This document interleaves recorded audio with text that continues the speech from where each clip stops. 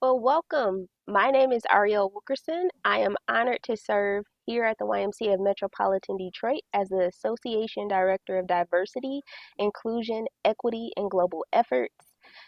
As a resource within the Metro Detroit community, we are committed to not only serving others, but learning from others as well. Today, I am joined by two members from the Charles H. Wright Museum of African American History, better known as the Wright, Cedric Scott and Yolanda Jack, who are here to share with us a little bit more information about Juneteenth. Cedric and Yolanda, go right ahead and introduce yourselves. Oh, well, thank you. Thank you for the introduction. My name is Cedric Scott. I also have a long title. It's Director of Corporate Partnerships and Member Services. So a lot of what I'm focused on is making sure that the Wright Museum is adequately positioned to be able to continue our mission with our corporate partners and find ways where we kind of have some synergies as well. The other part of my job is membership and member engagement. So I'm also always focused on making sure our members have the best experience with the Wright Museum, and also they're able to benefit from our mission. So when this opportunity became available, I just was really, really pleased. And I really thank you guys, Ariel, and the rest of the team over at the Y. We've done some partnerships in the past, and I'm thrilled that we're able to continue that, which means that you like the first partnerships, and hopefully we'll continue that partnership on with longevity throughout the existence of what we're doing. So we're really excited to have the reach out to us to be a part of this, and we're excited about this holiday too, because Juneteenth is such a new kind of national holiday. So we're honored to be one of the trusted resources to be able to show people the right way to really commemorate the holiday, but also find time to celebrate what's important. And then as we prepare for the future, continuing with our mission, we're excited about where we're going to go and using this holiday as a proper anchor as we go forward. So thank you for having us. Yes, thank you, Cedric. You said a lot of what I was thinking about saying, but that's still great because it bears repeating. I'm Yolanda Jack, the manager for community engagement at the Charles Wright Museum. And my focus is to really maintain and encourage partnerships and cooperation between the Wright Museum and organizations and individuals within our community that are helping to focus on our mission, which of course is to open minds and change hearts. The ideas that we think about in terms of what Dr. Wright founded when he founded the museum. So these are the things that we're focused on at the museum in terms of partnerships and programming. Awesome. Well, Yolanda, we want to make sure that we have a full understanding of what Juneteenth is. We're hearing more about it, especially over the last few years, but what exactly is Juneteenth in its state as a holiday? So Juneteenth is a national holiday that just became a federal holiday last year, but it started in 1865 in Galveston, Texas. It is celebrated in Texas. It was celebrated first in Texas as a result of the men and women of Galveston learning about or having their freedom being enforced for them by the Union Army when General Granger and the Union Army that he led arrived in Galveston, Texas, one of the most southern and western points of the United States at that time. And so when they arrived to make the announcement of the proclamation that President Lincoln had issued as it relates to the freedom of people across the United States, that idea of freedom came to Galveston on June 19th, at that time when people had still been enslaved, even 2 years after the end of the war on the East Coast, when General Lee surrendered the North Virginia Army. That was the consideration of the symbolic end of the Civil War and an opportunity for the United States to begin to rejoin and, as they say, reconstruct themselves. But the idea of the end of the war really didn't reach all the way west and south across the South until finally some years later when all of the Union Army was able to enforce that freedom and the end of the war and the stopping of all of those battles. So that's the original story of Juneteenth, when the men and women heard the announcement from General Granger that we are here to enforce the freedom and you all are free. But not only did he tell the people that they were free, he also essentially encouraged them to stay on their plantations at that time to become sharecroppers. This is the beginning of what the formalization of what sharecropping is, that the idea that the men and women who were once their enslavers would now pay them. And you can imagine being the person who is once an owner of a lot of property that made you wealthy, including people, which made you wealthy. And now being told that these people are no longer property, but now have to be paid for their work that they've been doing for you for free all your life. It was a very difficult transition, and a lot of people didn't take to it. So the idea of Juneteenth spread as a result of the leaving of those men and women who had once been enslaved to go to different states, Oklahoma, west to California, of course, to Mississippi. I mean, from Mississippi to Missouri and places like that, of course, during the Great Migration on up here to Detroit and other cities like that. So Juneteenth spread as a result of the migrations of those individuals from out of the South, out from Galveston, Texas, across the South, and then, of course, across the United States and the world, celebrate ideas of emancipation and freedom from enslavement. So not just Galveston, Texas, but Juneteenth is a symbolic holiday for all of those emancipations across the United States and the world. Wow. That, I mean, that's a lot. That's a lot to take in, but I appreciate that because I think so many times we hear Juneteenth and we want to simplify it just as a day of emancipation, but it's so much more than that. What you just shared about sharecroppers and how that was all formalized, I think that can be overlooked when we talk about this holiday. So I appreciate you adding that and to help us build our awareness of Juneteenth. One thing that I want to ask you about is, we're in a northern state. So how do we connect to this history here in Michigan? How does it connect to us regionally, being in Metro Detroit? Because, that was different. Those times were It's different true. for us as a northern state than it would be in a southern region. It's true. Technically, when the state of Michigan became a state, slavery was abolished when the state of Michigan became a state, but there were grandfather clauses that allowed for those who owned property of people to keep their property in place. And so there was slavery in the state of Michigan, and even in Detroit through the 1700s, even into the 1800s. And there was a lot of work to work against that for liberation of the individuals who were enslaved. But there were a lot of people who were abolitionists, white folks and Black folks, who were staunch abolitionists. You may have heard, or you may be aware of a concept of the radical Republicans. The radical Republicans were the individuals who established the 13th, 14th, and 15th Amendments in the US Constitution. Many of those individuals came from our neck of the woods, from Michigan, from Ohio, from Illinois. And so this abolitionist mindset, this staunch belief in the freedom of individuals does have a seat and a home here as it relates to Juneteenth, because the 13th, 14th, and 15th Amendments obviously were connected to the Civil War and to what was happening in terms of liberation during and around, before, and after the Civil War was complete. But the concept of slavery is a complicated issue. And so Juneteenth being the simple idea of the emancipation of the men and women in Galveston, Texas, that carried forward that idea of freedom and the complications that came as a result, not only in Texas, but also in these other states so it was not just a simple freedom. It was a different mindset that these individuals across the societies, both Black people and white people, pro-enslaved people, anti-enslavement people, everybody really had to suss this out and work with it. And so this is why this issue is still even abroad among us today, why we even still celebrate and talk about it, because that freedom that people were seeking in the 1800s and the 1600s and the 1700s, and obviously a century later when Dr. King was talking about 100 years after the abolition of enslavement in the United States, they were still looking for freedom, and that equality and freedom hasn't been realized even until 2022. So the significance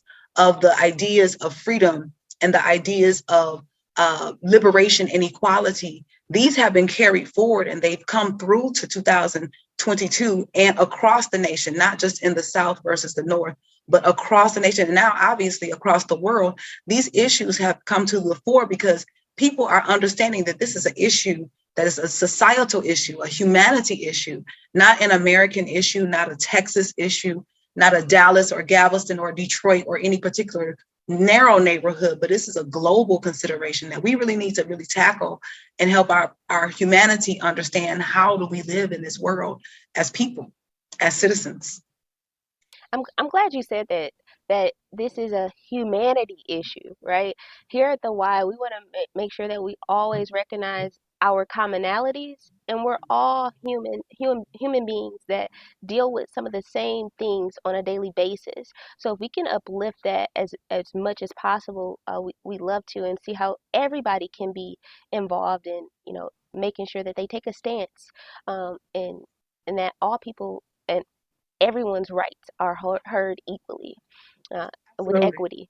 Absolutely. Because What? I don't Yeah, think go it's, right ahead. no, I was just going to say I don't think it's is no kind of missing the point that there's a direct correlation to some of the things that are happening in our world now that we're seeing with all the systematic injustices that we see. We see the offspring of a whole campaign for Black Lives Matter. We see some of the racial inequities in the justice system and some things like that, which kind of relate to the legacy that slavery left with our country and things like that. So it's just a reminder, a subtle reminder that of where we came from, but also there's a lot of work still related to that, and it's still connected to some of that past information. So I think it's important to make sure that we understand the connection of that history to what we're experiencing present day.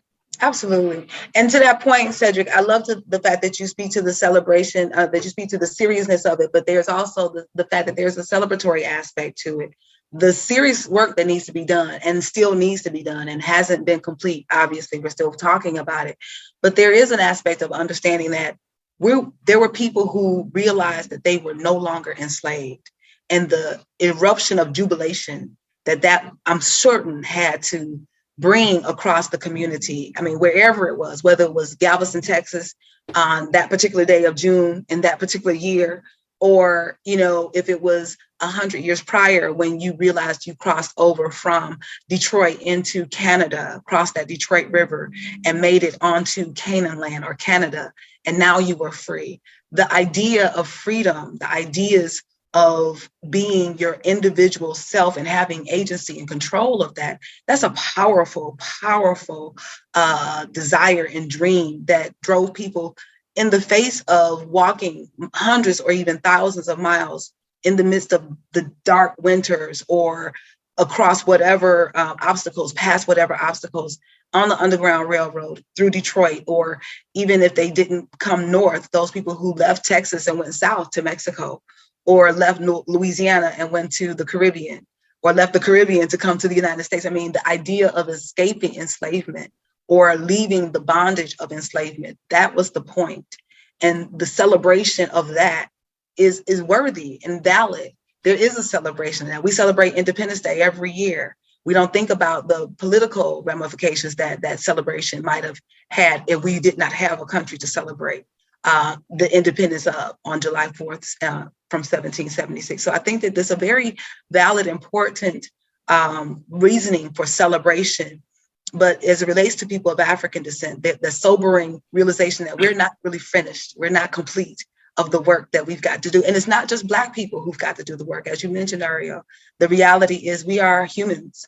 And it's not just Black people who need to get over the issue of enslavement. The fact that the systems that Cedric mentioned that were put in place in the 16 and 17 and 1800s, specifically to keep people of African descent and women and people from other nations in a particular bubble or in a particular category, or sectioned off in society, where white men or a particular other part of the society could do whatever they wanted to do, but everyone else is relegated to a very narrow place to be.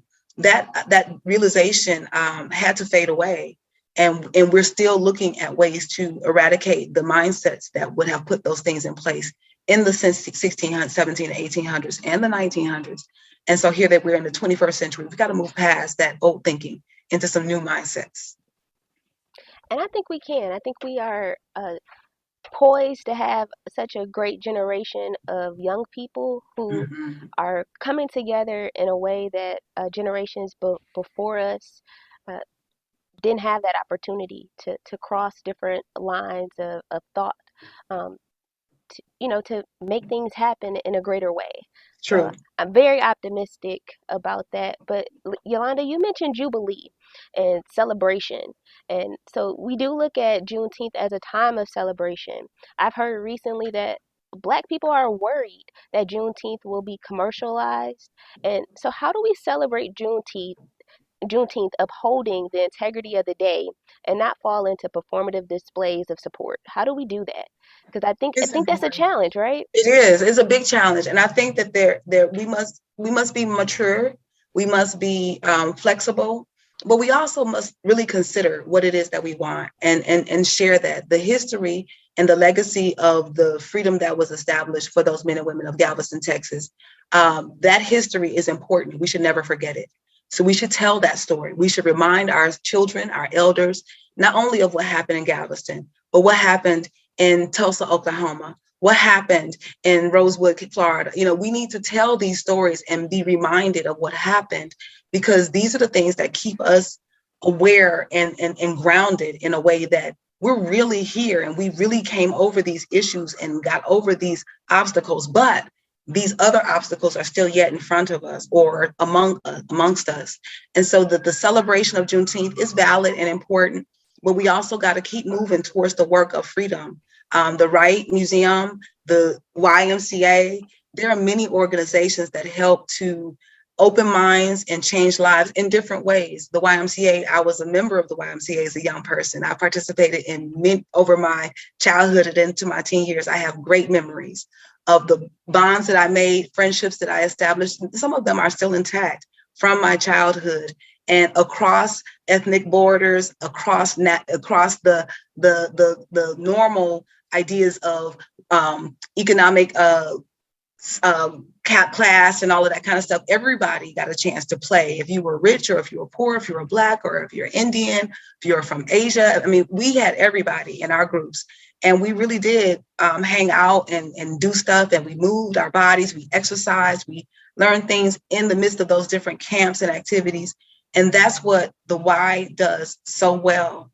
And we're hoping in the way that we're partnering like this today, but in the future, that we can continue making those connections between the wonderful connections, that the themes that are important to the Y, that are also important to the Charles Wright Museum and what the work that we're doing every single day. The upliftment of individuals, the upliftment of the human soul and the human being, the human body, but also the connection of all of those things as well. And I think that's a powerful, powerful thing. So to answer your question, we've got work to do. We've got to celebrate, but we've also got to venerate. We've got to make it important that these values of freedom and equality don't get lost in the sauce as it relates to Juneteenth or Dr. King holiday or 4th of July or Kwanzaa. These are the things that keep us moving forward. We celebrate our birthday and have a great time because we were born on that day. These freedom days, these days to remember these values of freedom, these are like a new birthday for our country, a new way to remember why our country is a country. Why are we all here in the US together, making ourselves, as we say, forming a more perfect union? That's the idea and the goal. And we've got the work and we've got the skills, we've got the young people and the elders, we've got the history, and we've got the future to work towards to make it happen. We're here. We're here to support. We're here to support all the way. Amen. We want to see communities, families, and young people thrive here at the Y. So, however, we can continue to share information about the importance of humanity, we will do it every step of the way. We're here for all people. We're here for everyone. Our mission statement is for all, I and love we that. truly lean into that. I remember that it was taught to us. I'm serious. When I was 7, I was a 7-year-old kid walking into the YMCA. It used to be a YMCA right here in Detroit on Dexter and Grand Boulevard. And I would go there every weekend and learn gymnastics and swimming. And we did all kind of stuff. And that was the kind of thing. And these are the places that I spent my childhood that helped me to have the mindset that I have now, to lean into the ideas of my own identity and how I strengthen that, but also strengthening that to encourage my people, my children, my children's children, and people who are not like me to share in the diversity of Africans, of African descendant people across the diaspora in the US, in the Caribbean, in Europe, wherever. and to share that variety is the spice of life, and we can enjoy and challenge one another and be here on this planet, even amongst our differences, without the strife and the hardship and the wars that have really torn our nations and our world apart. Oh, yeah. Well, Yolanda and Cedric, we want to make sure that we uplift the events that you all have going on for Juneteenth. And so, would you mind sharing with us how we can stand for something together as individuals and as a community and celebrate Juneteenth this upcoming weekend? Great. It's two ways that you can do so really easily through the Charles H. Wright Museum. Go to the Wright Museum, the .org, the website, and you can click on our programs and see that on Saturday, the 18th, from 10 a.m. to 4 p.m., there'll be a treasure hunt, the Underground Railroad, the Juneteenth Underground Railroad treasure hunt. We will highlight 5 locations that have significant historic connection to the Underground Railroad, obviously the freedom that we were thinking about towards Juneteenth, but it's right here in the city of Detroit, men and women who literally lived in our neighborhoods across that are on these streets that we drive down and walk past these buildings every day. So you can do this treasure hunt. It's free. You'll start at the Gateway to Freedom sculpture right at the River Walk at Hart Plaza, and then be guided to 4 other locations that will take you through downtown and in Greektown at the wonderful Webb House location, which is a beautiful location to end and be contemplative of what we've just thought about and walked through in terms of the history. That'll be on Saturday from 10 a.m. until 4 p.m. And then on Sunday at the museum, which opens at 9 a.m., you'll be able to come to the museum and see some of our community partners who will have information tables about health and wellness, about financial as well as civic activities that we can engage in and be responsible towards to encourage our community to build it up. Because that's what these men and women did when they got free. They built up their communities. They went out and sought about seeking a place for themselves to live. And that's what we need to continue to do. So those information tables will be available for members to visit. And then at 2:00, we will have an in-person viewing of the national presentation called We the People. We the People is a partnership, is our 3rd year partnering with a number of institutions across the United States of African American focus. And this year, our focus is called We the People. And each of these institutions will complete that phrase with a particular idea or concept. And so the Charles Wright Museum, we thought about it, and We the People echo freedom. And so here you'll see opportunities and aspects of that freedom that we echo here in the museum, but also literally on the streets. And so that treasure hunt is almost like a kind of a connection to that echoing of the freedom. And then at 3:00 on Sunday, there'll be a concert. And all of these activities are free. We encourage you to go to the museum's website, thewright.org. And of course, I know Cedric is going to encourage people to become members and sign up and all of that stuff. But I want to make certain that you can join in, not only and be at the museum in person, but if it is your desire, or if you're far away and you can't join us in person, you can see that national presentation at 1 p.m. on the museum's website. And the concert will stream at 3:00. So you'll be able to enjoy the programming on Sunday, whether you are close or far away, and have an opportunity to understand how we feel about Juneteenth. Oh, that's awesome to be able to have in-person and virtual events take place. We're still in a pandemic, and people need to be safe. It is not, it's not a small thing, but it is important that we make certain that people are considering their health and their safety in the midst of this pandemic. But every day, I mean, the reality is we have issues in our community that may or may not allow us to go to a place, but if we have access to it virtually, then we're happy to make certain that that's an opportunity for our community. Well, I really do thank you and appreciate you taking time to share with us today and enlighten us more about Juneteenth.